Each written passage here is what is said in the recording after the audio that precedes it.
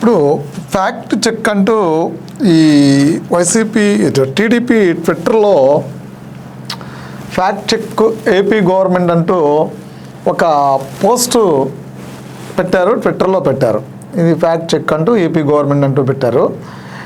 అయితే పొరుగు రాష్ట్రంలో జరిగిన ఒక సంఘటనకు సంబంధించిన ఫోటోను ఆంధ్రప్రదేశ్లోని టీచర్లకు ఆపాదిస్తూ దానికి దారుణమైన వ్యాఖ్యను జోడించి సామాజిక మాధ్యమాల్లో విస్తృత ప్రచారం చేయడాన్ని రాష్ట్ర ప్రభుత్వం తీవ్రంగా ఖండిస్తున్నది.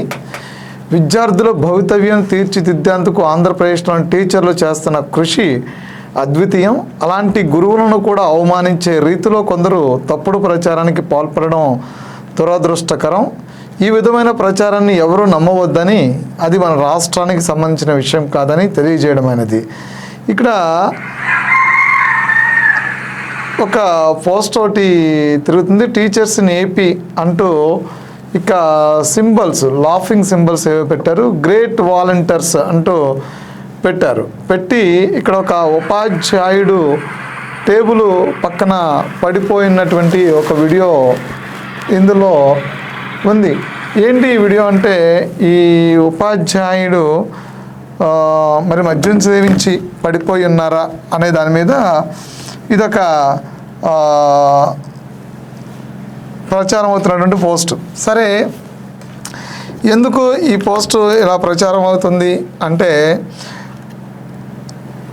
ప్రధానంగా ఈరోజు ఒక విషయాన్ని అయితే మనం గుర్తుపెట్టుకోవాలి. ఇవాళ టీచర్స్ డే.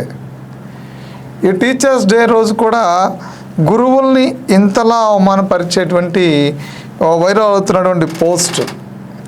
సో ఇక్కడ మనం చూస్తే కనుక పొరుగు రాష్ట్రంలో జరిగిన ఒక సంఘటనకు సంబంధించిన ఫోటో ఆంధ్రప్రదేశ్లో టీచర్లు ఆపాదిస్తూ దానికి దారుణమైన వ్యాఖ్యలను జోడించి సామాజిక మాధ్యమాల్లో విస్తృత ప్రచారం చేయడాన్ని రాష్ట్ర ప్రభుత్వం తీవ్రంగా ఖండిస్తుంది. అంటే విద్యార్థుల భవిష్యత్తును తీర్చిదిద్దేందుకు ఆంధ్రప్రదేశ్ టీచర్లు చేస్తున్న కృషిని అద్వితీయం. అలాంటి గురువులను ఈరోజు గౌరవించాల్సినటువంటి నేపథ్యం. అంటే ఈరోజు గురు పూజోత్సవం అంటాం మనం, టీచర్స్ డే. ఈ రోజున మనం గురువులను గౌరవించుకుంటాం. ఉన్నతమైనటువంటి శిఖరాలకి తీసుకెళ్ళడానికి ఎంతోమంది గురువులను తయారు చేసినటువంటి గురువులు, ఎంతోమంది ఇంజనీర్స్ని, డాక్టర్స్ని, ఎంతోమంది సైంటిస్టుల్ని ఈ ప్రపంచంలో చదువుకున్న ప్రతి ఒక్కరు ఏదో ఒక రంగంలో రాణిస్తుంటే దాని వెనకాల ఆయనకి నేర్పినటువంటి ఆ ఉపాధ్యాయుడు నేర్పినటువంటి విద్యాబుద్ధులు. సరే, అలాంటి గురువుని టీచర్స్ డే రోజు మనం సన్మానించకపోయినా పర్లేదు, కానీ తప్పుడు ప్రచారాలతో అవమానించడం అనేది ఎంతవరకు కరెక్ట్? అంటే ప్రభుత్వం AP teachers in AP great volunteers అంటూ పెట్టినటువంటి పోస్ట్ ఏదైతే ఉందో, ఈ పోస్టు మరి ఈ పోస్టు చేసిన వాళ్ళ పేరు కూడా ఇక్కడ ఉంది. మరి వీళ్ళందరూ రాజకీయ కోణంలోకి పోయి కాదేది కవితకు అనర్హత అనే రీతిలో రాజకీయాలకి వాడుకోవడానికి లేదా ప్రభుత్వం మీద బురద జల్లేదానికి కాదేది పోస్టు అనర్హత అనే రీతిగా ఇష్టాన రీతిలో వ్యవహరిస్తున్నారు. గురువులకి గౌరవం లేదు, రైతంటే గౌరవం లేదు, చదువుకున్నవాడంటే గౌరవం లేదు, ఉద్యోగం అంటే గౌరవం లేదు, నిరుద్యోగం అంటే గౌరవం లేదు. ఈ రాష్ట్రంలో ఉండేటువంటి ప్రజలంటేనే స్వతహాగా కొన్ని పార్టీలకి అసలు రెస్పెక్టే లేదు, ప్రజాస్వామ్యం అంటే అసలు గౌరవమే లేదు. సాధారణంగా ఒక వీడియో మనం పోస్ట్ చేసేటప్పుడు ఆ వీడియో ఎక్కడిది, ఏంటి, ఎందుకు వచ్చింది, అది పోస్ట్ చేయదగ్గ అంశమా కాదా, దీని ద్వారా సమాజానికి మనం ఏ మెసేజ్ పంపిస్తున్నాము అనేది చెక్ చేసుకుని ఆ పోస్ట్ చేసిన వాడికి విజ్ఞత, కొన్ని మోరల్ వాల్యూస్, వ్యవస్థలంటే గౌరవం, ఇలాంటివన్నీ ఉన్నాయి అనుకుంటాం.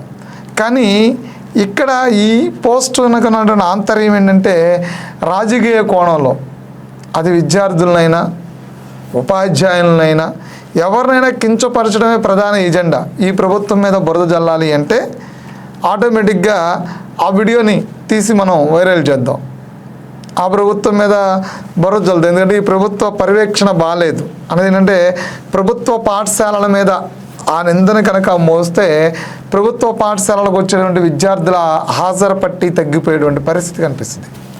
అలాంటి ప్రభుత్వ పాఠశాలలో విద్యార్థులు ఉపాధ్యాయుల పరిస్థితి ఎలా ఉంటే మా పిల్లలను బడికి పంపితే వాళ్ళే ఇంకా ఉన్నతంగా తీర్చిదిద్దుతారు అని చాలామంది బడికి పంపలేని వాళ్ళు, ప్రైవేట్ బడికి పంపలేని వాళ్ళు ఆ స్కూల్లో మాత్రం ఏమంతా ఉపాధ్యాయుల పరిస్థితి బాగుందిలే, తాగి పడుకుంటున్నారు కదా అనేది కొంతమంది ప్రైవేట్ బడికి పంపలేని వాళ్ళు గవర్నమెంట్ బడికి పంపేవాళ్ళు ఈ సాకుతో మానేస్తారు. వాళ్ళని పనికో పాటకో పెడతారు. దాని ద్వారా ఒకటి జీవితం నాశనం. చదువుకునేవాడి జీవితం నాశనం అవుతుంది. సో అలాంటి వాటిని లేదంటే ప్రభుత్వ బడి బాలేదు అని విష ప్రచారం చేయడం, ఎందుకంటే ఆ ప్రభుత్వ పర్యవేక్షణ లోపాలు చూపించడానికి. ఈ ప్రభుత్వ పర్యవేక్షణ అస్సలు బాగాలేదు, ఉపాధ్యాయులు దాగొచ్చి పడిపోతున్నారు అని అంటే ఆ ప్రభుత్వం బురజల్లడానికి. ఎందుకంటే రేపొద్దున తల్లిదండ్రుల్లో ఇలాంటి ఒక ఇది రావాలి, ఎందుకు ఈ ప్రభుత్వానికి మనం ఓటేసి గెలిపించాము, సరిగ్గా పాఠశాలను పట్టించుకోవట్లేదు, మాస్టర్లు తాగి పడిపోతున్నారు, మా పిల్లలు చదువులు పోతున్నాయి అనే ఒకలాంటి ఫీలింగ్ వాళ్ళకి కలిగించాలంటే ఏం చేయాలి? ఏదో పోస్ట్ దొరికినా సరే ఆ ప్రభుత్వానికి ఆపాదించి మనం ఆ పోస్ట్ వేస్తే ఇక అంతే. ఇక పోస్ట్ వేస్తే జాలీగా పోస్ట్ వేసి మనం చదువుకున్న నమ్మేవాళ్ళు నమ్ముతారు, నమ్మకుండా దాన్ని చెక్ చేసుకునేవాడు నమ్మడు.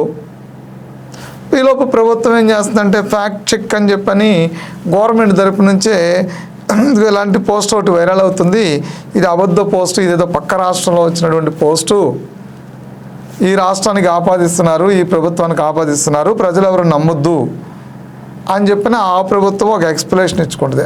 ఎక్కడైతే ఆ సోషల్ మీడియాలో వైరల్ అవుతున్న ఆ పోస్ట్ దొరికిందో అదే సోషల్ మీడియాలో ప్రభుత్వం చెప్పుకోవాల్సినటువంటి పరిస్థితి వస్తుంది. ఎందుకంటే ఇక్కడ జరుగుతున్నది రాజకీయ కోణాలు, రాజకీయ కుట్రలు.